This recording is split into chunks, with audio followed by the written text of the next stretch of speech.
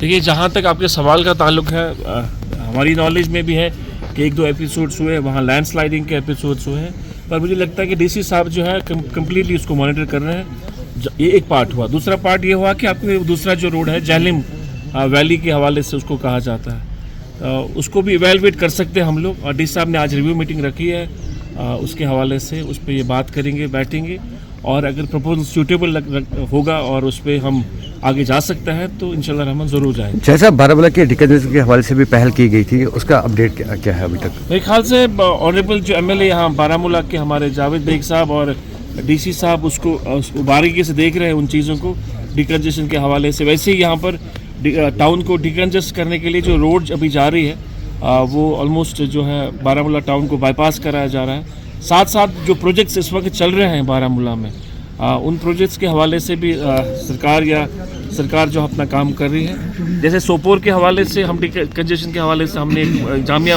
Plan बना है, इसी तरह बारामूला के हवाले से भी यहाँ एक जामिया प्लान बना हुआ है। देखिए, 2 महीने पहले यहाँ एक रिव्यू हुआ था, ऑनरेबल सीएम साहब ने रिव्यू लिया था। उस रिव्यू में ऑनरेबल एमएलए साहब ने कुछ इश्यूज़ उठाए हैं सोपोर कॉन्स्टिट्यूंसी के हवाले से।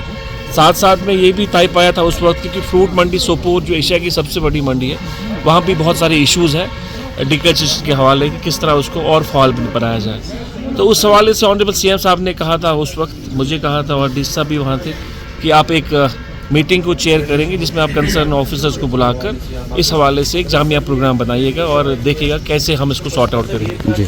ये उसी कड़ी थी। आज हमने डीसी साहब से कहा था कि आज आप मीटिंग ऑर्गेनाइज कराइए, तो डीसी साहब ने आज मीटिंग ऑर्गेनाइज कराई थी जिसमें हमने कंसर्न डिपार्टमेंट्स की, हाउसिंग अर्बन डेवलपमेंट था, प्लानिंग मार्केटिंग, हॉर्टिकल्चर था और बाकी सारे डिपार्टमेंट जो है सारे आए थे यहाँ पर, और हमने तफसीली तकरीबन 1.5 घंटे करीब हमने इस पर डिस्कस किया और सारी बातों को हमने जहन में रखकर अब डीसी साहब के ज़िम्मे ये रखा कि वो कंसल्टेट करके ये सारे जो हमारी डिस्कशंस हुई है कंसल्टेट करके गवर्नमेंट को एक प्रपोजल भेजेंगे जिसमें फ्रूट मंडी के हवाले से उसकी जो वहाँ लैंड है उसको कैसे इस्तेमाल करें, क्योंकि एक्सपेंशन बहुत होना, ट्रक टर्मिनल के हवाले से, इसी तरह 4 लेनिंग के हवाले से, 2 लेनिंग के हवाले से, इसी तरह मल्टी पार्किंग के हवाले से, और नए रोड्स जो बनाने जा रहे हैं उसके हवाले से, स्ट्रीट लाइटिंग के हवाले से बहुत सारे इशूज़ जो है उस पर डिस्कस हुआ।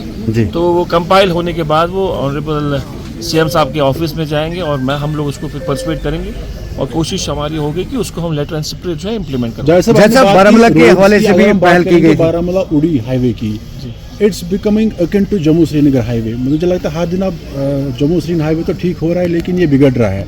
Isn't there any alternative? अगर वो पार वाला जहलम वैली, जिसको असल में जहलम वैली कहते हैं, अगर वो वाला रोड एक ऑल्टरनेटिव बनता, मुझे लगता है कि फिर यहाँ पर इतनी खुदाई की ज़रूरत नहीं पड़ती।